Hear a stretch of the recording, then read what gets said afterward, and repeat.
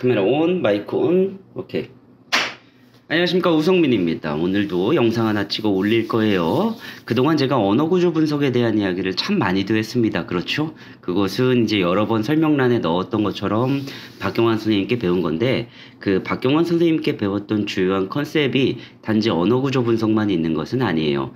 자기 해석학에 기반한 자기 구성 도표를 활용한 이 상담도 배웠는데요. 이 부분에 대해서도 좀 정리를 한번 해볼까 합니다. 자, 화면 한번 볼게요. 나라는 존재가 있죠. 그렇죠. 이 나라는 존재, 이 유기체를 의미합니다. 여러분도 저도 이 몸을 쓰고 있는 이 존재니까요. 이 협소한 의미의 나로서 이 세계를 살아가고 있는 거죠. 그런데 이렇게 보면 나와 세계, 단지 그렇게 두 가지 그 이분법으로만 나눠지는 게 아니라는 거예요. 이 잘 살펴보니까 이 나라는 사람이 이 관계를 맺고 있더라는 겁니다. 그리고 그에 따라서 관계로 형성된 주관 세계를 또 살아가고 있다는 거예요. 그럼 이것을 주관 세계라고 부른다면 진짜 실제로 존재하는 저 객관 세계가 또 따로 있겠죠. 그렇죠? 예를 들어 보면 이런 거 아닐까요? 어떤 분이 있다고 해보죠. 그 정치적인 논의에 별로 관심이 없는 사람이 있다고 해보자고요. 정치적으로 별 관심을 갖지 않는 사람은 대통령이 누구든지 상관없습니다. 그렇죠? 예. 하지만 그분이 만약에 뭐 교회를 다닌다고 생각해요? 그래갖고 뭐 새로운 목사님이 부임해 오셨어요? 근데 그분한테 교회는 굉장히 중요한 공동체예요? 그러다 보면 이 객관 세계에서 벌어지는 사건들을 보자면 이재명 이재명 대통령이 된 것도 사실이고 이 목사님이 새로 부임하신 것도 그 사실이에요. 객관 세계에서 모두 다 벌어지는 사건들이에요.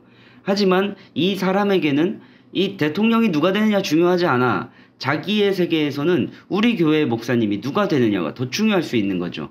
그러니까 객관 세계에 근거해서 그 안에서 내가 선별적으로 맺고 있는 관계들을 통해 나의 주관적인 세계를 살아가고, 그리고 나라는 존재는 단지 이 유기체에 국한될 것이 아니라 이 관계로 형성된 주관 세계까지 형성되는 그 존재가 주관 세계를 살아가는 존재로서 자기의 삶을 살아가게 된다는 거죠. 말이 좀 꼬인 것 같은데? 아무튼 어떤 컨셉인지 이해되시죠? 그러니까 저 주관 세계는 누가 만드냐는 거예요. 결국 내가 만드는 거잖아요. 나도 모르는 사이에 형성된 이 관계가 나의 곧 세계로 규정되고, 그리고 그 세계가 곧 나로서도 내가 확장된 형태의 나의 존재로서 또 영향을 미칠 수 있다는 거예요. 여기서 이제 이 얘기를 해볼 수 있죠. 그러면은 그 사람이 맺고 있는 관계의 양과 질이 결국 또 그 사람이 살고 있는 세계의 양과 질에 직결된다는 거예요. 그리고 그 사람이 살고 있는 세계의 양과 질에 따라서 그 사람의 전체 혹은 일부의 삶의 양과 질을 또 결정하게 된다는 겁니다. 만약에 내담자가 우리를 찾아왔을 때 우리는 이러한 툴을 통해서 그 내담자를 파악할 수 있어야 되고, 그리고 여기서 주도적인 관계 맺기라고 하는 부분에 방점을 두고 관계를 선택할 능력, 그리고 조정할 능력을 배양해 줄 수 있어야 된다는 이야기입니다. 이것이 바로 자기 해석학에 근거한 자기 구성 도표를 활용한 상담의 기본적인 논의입니다. 조금 더 자세히 들어가 보도록 하죠. 자, 제가 일단은 그림을 그려둔 건데요. 전반적인 느낌부터 한번 파악을 해보시죠. 첫 번째 화면 보면 여기 잘 안 보이시려나? 현재의 나라고 써 있어요. 그리고 가운데에는 미래의 나라고 써 있고요.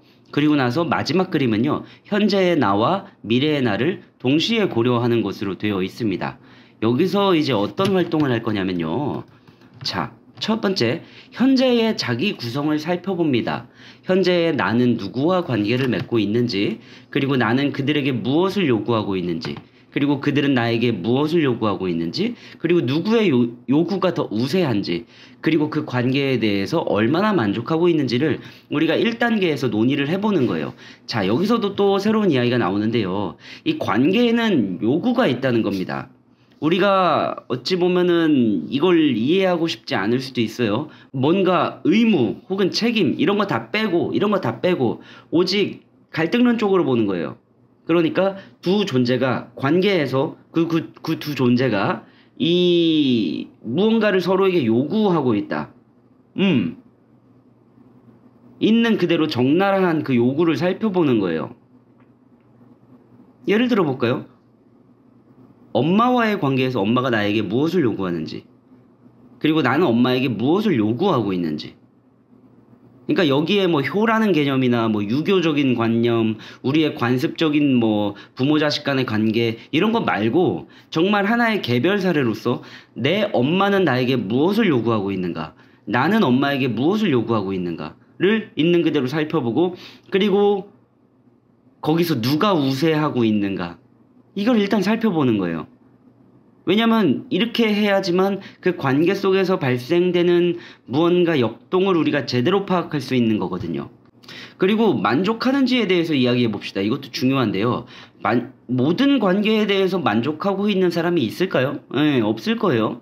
그리고 그 관계에 대해서 더 만족하는 방향으로 우리가 나아가기 위해서 지금 이 작업을 하는 거니까 이것을 작성을 해보는 거죠. 여기 관계들은요. 둘, 셋, 넷, 다섯, 여섯, 일곱, 여덟, 아홉, 10개가 있죠. 이 10개의 관계이지만 10개보다 더 많을 수도 있고요. 10개를 채 못 채울 수도 있고요. 그리고 사람일 수도 있고요. 사람이 아닐 수도 있어요. 예. 어떤 학문 분야나 아니면 뭐 하느님 이런 것도 될 수가 있는 거죠. 이렇게 해서 현재의 나를 분석해 보는 겁니다. 자기 구성 도표라고 말씀드렸어요. 자기가 어떻게 구성되어 있는지 도표화 해보는 겁니다.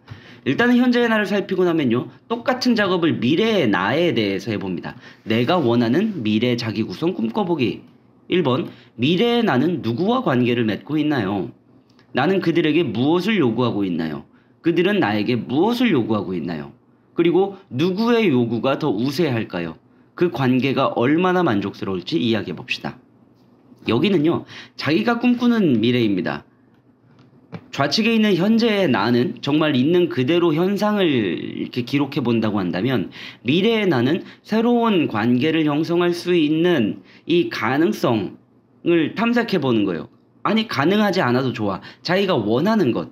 그 원하는 것을 탐색한다는 거예요. 이 과정에서 우리가 무언가를 깨닫게 돼요. 아, 내가 지금 이 관계에 고착되어 있을 필요가 없구나. 혹시 미래의 관계를 새로 한번 꿈꿔볼 수 있지 않을까? 라는 그 가능성을 조금씩 열어보는 거죠. 이 과정에서 우리가 단지 이 흐름이 그냥 이렇게 해보자 한다고 되겠어요? 그러니까 내담자가 조금 더 작업에 적극적으로 참여할 수 있게 뭐 라포도 형성해야 되고 뭐 격려와 지지도 해줘야 되고 뭐 그 외에 작업들도 해줘야겠지만 이것들에 대해서는 이제 선생님들 다 유능하시니까 그쵸? 예. 자, 여기서 잠깐만 앞에서 작성한 두 장의 도표를 살펴봅시다 라고 했어요. 자기 구성을 검토해 보는 겁니다. 현재의 자기 구성과 미래의 자기 구성을 비교해 봅시다. 아래의 내용을 잠시 생각해 본 후 생각을 나누어 봅시다. 현재의 나와 미래의 나는 일치되어 있나요? 둘 사이에 만약에 간극이 있다면 그것은 무엇 때문일까요? 끊어내거나 새로 형성해야 될 관계가 있진 않은가요? 유지를 하더라도 그 관계의 내용을 조정해야 될 것이 있지 않은가요? 라고 물어보는 거예요. 대화를 통해서 이 자기가 미래를 열어갈 수 있는 그 가능성이라는 것을 자각할 수 있게 좀 도와주는 거죠. 네. 이제 거의 마지막 단계로 가고 있습니다. 자기 구성 선택하기 1번입니다. 다음 페이지의 도표에 이하의 내용을 기록해 봅시다. 같이 보면 좋겠죠? 이번에 마지막 도표는요. 미래의 나가 위에 있고요. 그리고 현재의 나가 있어요. 그러니까 내가 미래로 나아가는 이 과정을 상정해 두고 작업을 하는 거예요. 다음 페이지의 도표에서 자, 미래의 나는 현재의 나에게 무엇을 해줄 수 있을까요? 우리가 관계를 살펴보면서 저 사람의 요구와 나의 요구를 충돌시켰잖아요. 이번에도 마찬가지로 미래의 나, 내가 아까 꿈꾸었던 그 미래의 나와 지금 현재의 나를 이렇게 합쳐보는 거예요. 그리고 현재의 나는 미래의 나에게 무엇을 해줄 수 있을까요? 그리고 내가 현재 관계 맺고 있는 존재들을 다시 한번 기록해 봅시다. 제일 처음에 현재의 나와 관계 맺고 있는 존재들 말하는 거예요. 그리고 나서 그들의 요구와 나의 요구를 다시 한번 기록해 봅시다.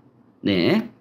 그리고 여기서 선택을 시작하는 거예요. 미래의 나까지 고려하여 그 현재의 나가 어떤 요구에 더 비중을 두어야 하는가? 그리고 난 어떤 선택을 할 것인가에 대해서 논의를 하고 그것들을 기록해 보는 거죠. 일단은 제가 3장의 도표를 그렸고요. 그리고 나서 5장의 워크북의 형태의 PDF를 만들어 놨어요. 이 컨셉을 이해하시고 나면 이것만 해도 재밌는 집단이 구성될 수 있다라는 것을 여러분들도 좀 예상을 해보실 것 같아요. 물론 이제 집단에는 예측하지 못한 일들이 많이 일어나고요. 그때 이제 상담자, 그러니까 집단 리더죠. 집단 리더의 그 순발력과 유연함이 좀 많이 요구가 됩니다. 근데 오늘 이야기한 것은 단지 그 집단에 대해서 이야기한 게 아니라 이 자기 해석학에 기반한 자기 구성 도표를 활용한 상담에 대해서 이야기를 해보는 거니까 약간 그것만 딱 똑 잘라서 이야기해 보도록 하고요.